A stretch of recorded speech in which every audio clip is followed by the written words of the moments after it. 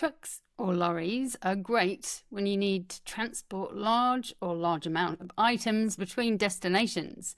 But if you were simply transporting a human from one street to the next in heavy traffic, a bicycle would be the better option. Just like our choices when it comes to transport options, we need to consider our choices when we choose which AI tools to use and ensure we don't use a truck when a bicycle will do. In this video, we'll be considering sustainable and ethical use of AI, as well as data security, and what options we have to choose from. In the last video, we understood what data centers are and how they support technology use. We also consider local and sovereign AI and what those might mean for our business. We'll understand further how AI impacts our environment and the ethical use of AI, as well as considerations for data and security in this video. So what is the current reality? AI feels digital, but it is becoming a very physical industry. It needs to be powered by data centers, electricity grids, water, chips, minerals, and cooling systems. It needs land and global supply chains. AI demand is growing faster than sustainable infrastructure. The International Energy Agency estimates that data centers use around 415 terawatts of electricity in 2024, about 1.5% of global electricity consumption, and projects this could more than double to around 945 by 2030, or just under 3% of global electricity use. AI is one of the major drivers of that growth, especially through accelerated servers used for AI workloads. So the issue is not that AI uses energy, lots of valuable things use energy. The issue is the speed and scale of growth. Data center demand is rising faster than grids, renewables, water planning, and local communities can comfortably absorb in many places. Water is becoming one of the biggest concerns. A June 2026 United Nations University report argues that AI's environmental costs needs to be measured across carbon, water, and land, not just electricity. It says AI depends on a growing physical system of data centers, chips, cooling systems, electricity grids, water resources, land, and critical minerals. Reuters reported from that same UN research that data centers are expected to double their power and water consumption by 2030 if current growth continues. A Guardian analysis also found that many planned US AI data centers are being built in drought-affected regions, intensifying concerns about water competition between data centers, households, agriculture, and ecosystems. This is probably one of the clearest tensions. Low carbon doesn't always mean low water, and low water cooling can sometimes mean high energy usage. The big tech is improving efficiency, but total demand is still rising. The major tech companies are not ignoring the issue. Microsoft is investing in direct-to-chip cooling and says some new designs can save large amounts of water per facility. Google says it reduced data center energy emissions by 12% in 2024, even while its data center electricity consumption increased 27% year on year due to business growth and AI adoption. That's the pattern across the sector. Efficiency is improving, but growth is often outpacing efficiency gains. This is similar to what happens with roads. Making roads faster can encourage more driving. Making AI cheaper and easier can encourage more AI use. And carbon is only part of the footprint. A lot of the sustainability conversation focuses on electricity and emissions, but AI also has upstream impacts: chips, servers, rare minerals, construction materials, hardware replacement cycles, and e-waste. Recent life cycle research on AI hardware shows that use-phase electricity dominates many climate impacts, but manufacturing can dominate other environmental categories, including mineral depletion and some toxicity impacts. So we are using renewable energy is not the whole answer. It matters, but it doesn't erase the environmental impact of hardware, construction, water, land, and waste. Australia is now directly part of the AI infrastructure. This is no longer just a US or Europe issue. Australia is being positioned as a major data centre location because of our land, renewable energy potential, regional connectivity, and the demand from Asia-Pacific markets. ABC reported that Australia has emerged as a major destination outside of the US. The Climate Council expects data centre energy demand in the national electricity market to triple by 2030, which is the equivalent to around 6% of NEM electricity, or enough to power all of Victorian homes. So for Australia, rather than just the question, can we host AI infrastructure, we should really ask who benefits, who pays, what energy powers it, what water does it use, and does it accelerate or slow the renewable transition? There is a real upside. AI can help sustainability, but only when used deliberately. It can help to optimize energy grids, reduce waste, improve logistics, model climate risks, detect leaks, support precision agriculture, accelerate material discovery, improve building efficiency, and help organisations make better decisions. But this isn't automatic. Using AI to generate endless content, automate low-value noise, increase consumption, or run massive models for trivial tasks is not the same as using AI for sustainability. The difference is intent and design. AI for sustainability means using AI to reduce waste, improve decisions, lower resource use, support resilience, or increase access to useful knowledge. Unsustainable AI means using more compute to create more speed, volume, consumption, and dependency without clear human or ecological value. The regulation is catching up. Governments are starting to respond. Reuters reported that the EU is proposing minimum energy efficiency standards and sustainability labelling for data centres, including disclosure of water consumption and clean energy use. The UNEP has also emphasised that data centre sustainability depends on electricity demand, cooling technology, water stress, design and location. This tells us something important. AI sustainability is moving from a voluntary corporate responsibility issue to a planning, infrastructure and regulation issue. So currently, AI is a sustainability contradiction. It has enormous potential to help humanity solve complex problems, including climate and resource challenges, but it is not yet sustainable by default. So how can it be more sustainable?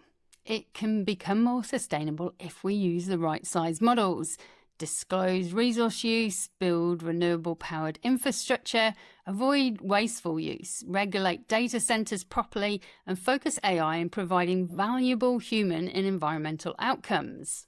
So what can small businesses do?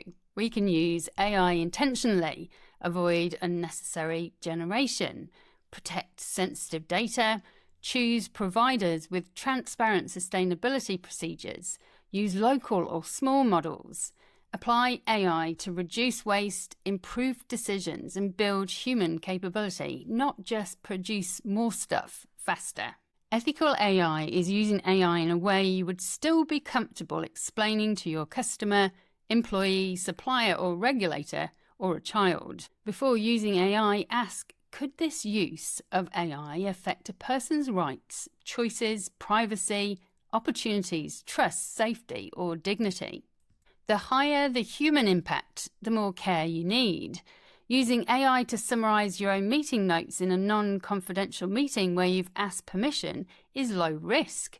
Using AI to decide who gets hired, who gets credit, who gets support, who's flagged as a risk, or what advice a customer received is a much higher risk. So what are the main things small business owners should consider? AI should never become the person responsible for the decision. It needs human accountability. A small business needs to be clear about who owns each AI use case. If AI helps write a proposal, who checks it? If AI drafts customer responses, who approves them? If AI supports hiring, who ensures the process is fair? Making people accountable for AI systems, including responsibility for human control, third-party systems, testing, concerns, redress and continual improvement is the safest option. For a small business, this can be simple. Sam is accountable for AI use in sales and marketing. Jane is accountable for AI use in operations. No AI output goes external without human review. Secondly, we need to consider privacy. What data are you putting in? This is probably the first practical ethical issue for many small businesses. Don't paste client records, private emails, medical information, HR issues, financial data, contracts, children's information, confidential tender documents or sensitive business information into AI tools unless you know exactly how that tool handles data. The OAIC says that Privacy Act applies to all uses of AI involving personal information, and businesses should do due diligence on AI products, including how human oversight is embedded, privacy and security risks, and who can access information input into or generated by the tool. A good small business rule is never put data into AI that you wouldn't be comfortable emailing to an unknown third-party platform. For more sensitive uses, local AI, private enterprise settings, de-identified data, or legal privacy advice may be needed. Thirdly, consider fairness and bias. Who could be disadvantaged? AI systems can reproduce bias from the data they were trained on, or the assumptions built into their design. This matters most in hiring, performance management, pricing, lending, insurance, education, health, customer segmentation, and eligibility decisions. Australia's AI ethics principles include fairness, saying AI systems should be inclusive, accessible, and shouldn't result in unfair discrimination. For small businesses, the risky areas include using AI to screen job applicants, rank candidates, assess staff performance, or identify best customers, predict customer behavior, write emotionally manipulative sales copy, decide who gets a discount, or personalize offers in a way that exploits vulnerability. A practical test is to ask, would this AI use treat people differently in a way they would consider unfair if they knew how it worked? Fourthly, transparency. Should people know AI is involved? In many cases, yes. If a customer is chatting to a bot, they should know it is a bot. If AI is used to generate or materially alter content, you should consider whether that should be disclosed. If AI influences a decision that affects someone, they should have some way to understand and challenge it. Australian guidance says people should know when they are interacting with AI and understand when AI decisions affect them. It also recommends maintaining an AI register and communicating capabilities, limitations, and risks. A simple disclosure might be, we use AI tools to help draft and organize information, but all advice and recommendations are reviewed by a human before being shared. That builds trust without making it weird. Next is accuracy. What happens if the AI is wrong? AI can sound really confident, and it can still be very wrong. That's especially dangerous in legal, financial, medical, HR, compliance, grants, insurance, safety, or technical contexts. For small businesses, the ethical mistake isn't using AI to draft, it's publishing or acting on AI output without checking it. The ACCC says businesses must not mislead consumers, and it makes no difference whether the business intended to mislead or not. Claims about products, prices, benefits, performance, testimonials, images and services must be accurate and based on reasonable grounds. So if AI writes your sales page, your proposal, refund policy, product claim or sustainability claim, you're still responsible for it. A really useful rule could be AI can help you draft, but humans must edit and verify, which leads nicely to human oversight. When must a human stay in the loop? The more important the outcome, the more human oversight you need. In Australia, the guidance says that organisations should maintain human oversight and control across the life cycle of AI systems, including the ability to intervene, override, pause, or decommission systems when something goes wrong. For small businesses, I'd use this rule. AI can recommend, but a human decides, especially for hiring, firing, pricing, exceptions, complaints, vulnerable customers, refunds, legal matters, financial advice, medical or well-being, content, customer eligibility, and anything that could materially affect someone else's livelihood, rights, or well-being, and your reputation. Next is consent and customer expectations. Even when something is legal, it may still breach trust. For example, customers may not expect their emails, call recordings, coaching notes, health information, business plans, or strategy documents to be uploaded into an AI tool. Ask, would the customer reasonably expect us to use their information this way? Have we told them? Can they opt out? Is the use necessary or just convenient? This is especially important for service businesses, coaches or consultants, health businesses, allied health, education providers, and anyone dealing with sensitive personal or commercial information. Next is IP, copyright and ownership. Small businesses need to think about both sides. What are you putting into the AI and what are you using from the AI? Don't upload someone else's proprietary content, paid training materials, client documents, tenders, confidential frameworks or copyrighted assets unless you have the right to do so. For outputs, be careful with logos, images, music, copy, designs, and anything that looks too close to an existing brand or creator's work. Next is security. What systems is AI connected to? The risk increases dramatically once AI can access tools like your email, CRM, files, payments, websites, calendars, or customer databases. A chatbot that drafts text is one thing. An AI agent that can email customers, change records, issue refunds, update websites, or access confidential folders is a different level of risk. A small business shouldn't jump straight to autonomous agents. Start with assistive AI and then gradually add permissions only when controls are clear. And then finally, manipulation. The question is, are you using AI to help people or exploit them? And this is where ethical AI becomes very human. AI can be used to personalize, persuade, and nudge people at scale. That can be helpful when it makes communication more relevant. It becomes unethical when it exploits fear, insecurity, urgency, loneliness, neurodivergence, financial stress, or lack of knowledge.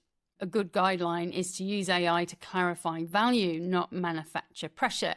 Avoid fake scarcity, fake testimonials, fake founder stories, fake local identities, AI-generated authority, misleading images, fabricated reviews, or emotional manipulation dressed up as personalization. It's really important to consider use of AI before it's used, or deployed as it's often referred to.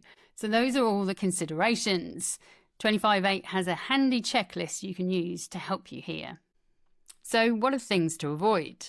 I'd be very cautious about using AI for automated hiring decisions or surveying employees, emotional analysis or customer vulnerability scoring, legal or financial advice without expert review, same with medical or mental health advice, automated complaint resolution, children's data, scraping people's content or fake reviews or testimonials and really deep fake style content, and autonomous agents with access to money, customer data or public communications. The EU AI Act is useful as a signal of where global regulation is heading. It takes a risk-based approach and prohibits certain practices such as manipulative AI, exploitative systems targeting vulnerable people, some forms of social scoring, certain emotion recognition uses in workplaces and education, and some biometric categorization practices. Even if a small Australian business is not directly covered by EU law, those categories are a good ethical warning sign. So what is the simplest starting point for you? We'd suggest creating a one-page AI use policy. It should say something like what you use AI for, like drafting or summarizing, brainstorming, research support, workflow assistance. What you don't use AI for, like final decisions about people, sensitive advice, confidential data processing without approval, deceptive content or any content, if that may be your choice. What data must not be entered, like personal, health, financial, HR, client confidential, or commercially sensitive data unless approved. Then what requires human review? You might suggest anything customer facing, strategic, legal, financial, health related, or decision impacting. Then how you disclose AI use. You might have a simple transparency policy where customers or stakeholders are informed. Then who is accountable? You might name a person or a role. And then how you review it. This might be a rhythm like monthly, quarterly, as tools and use cases change. Again, 25.8 has a free template you can use here. For us at 25.8, we've been considering our use of AI as a B Corp for the last 5 years. What this means for us is that we use AI to increase capability, but not to avoid any responsibility. We use AI to improve our service, but not to manipulate people. We use AI to reduce waste, but not create noise. We use AI to support better decisions and not have anything hide behind automated ones. In essence, we believe being human-led, AI-enabled, ethically governed, and capability-focused first aligns to our values. So going back to our truck and bike analogy, using the large language models is like choosing to drive a truck. Sometimes you need the truck because it can carry more, travel further, and handle heavier jobs. But if you choose the truck, you also need to know how to drive it properly, understand the load you're carrying, secure it safely, follow the road rules, maintain it, and accept that it uses more fuel. Local AI and small language models are more like riding a bike or using a small utility vehicle for local jobs. They're often lighter, more efficient, easier to control, and better suited to everyday tasks close to home. But they still require care. You still need to know where you're going, what you're carrying, and what risks are involved. So the ethical and sustainable question is, what is the right size tool for the job, and what responsibilities come with using it? In the next video, we'll look at some amazing examples of AI being used in small and medium-sized business.